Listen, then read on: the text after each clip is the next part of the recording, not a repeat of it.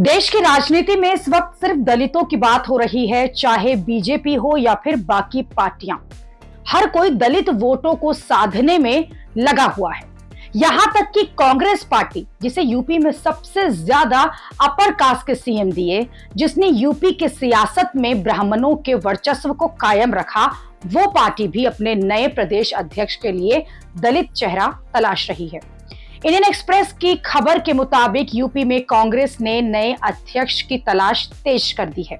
दिल्ली और यूपी में कांग्रेस का एक धड़ा है जो इस बात पर जोर दे रहा है कि दलितों का चेहरा जो है उसे ही अध्यक्ष बनाए पार्टी, जिससे कि अगले चुनाव में फायदा होगा।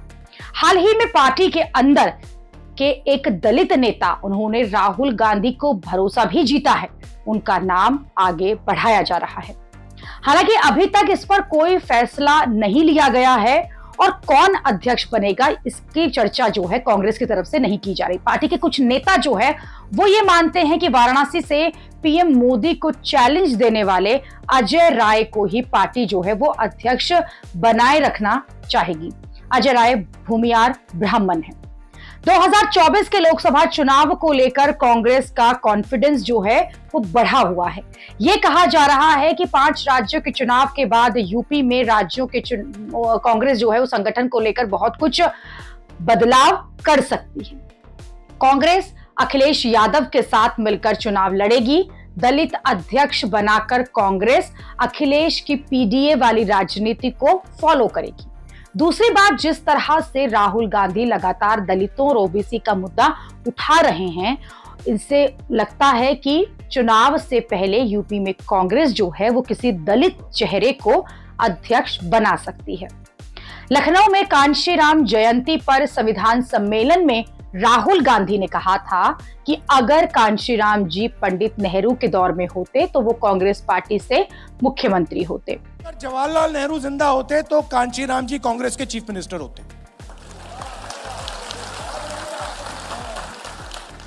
हालांकि जिस तरह से यूपी कांग्रेस के लिए किसी दलित नेता को अध्यक्ष बनाने की चर्चा चल रही है, उसे लेकर यह बात भी हो रही है कि कैसे यूपी को बैक टू बैक कई अपर कास्ट सीएम देने वाली कांग्रेस भी अब अध्यक्ष के तौर पर दलित चेहरे की तलाश में है।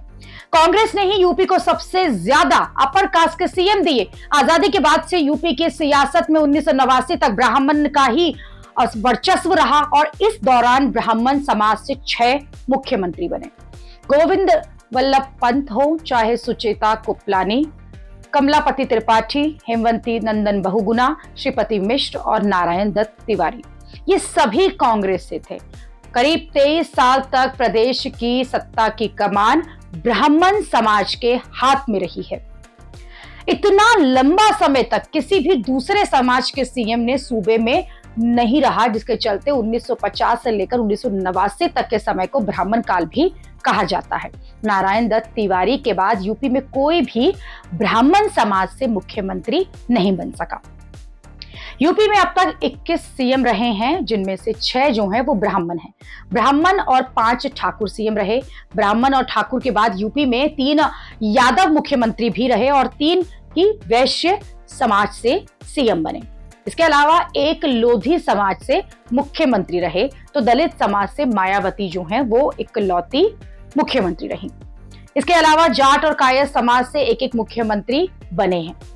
यानी यूपी की को सबसे ज्यादा अध्यक्ष जो है वो अपर कास्ट मुख्यमंत्री जो है वो कांग्रेस ने ही दिए, और वो भी अपर कास्ट। लेकिन अब दलित चेहरे को अध्यक्ष बनाने में कांग्रेस जुटी है।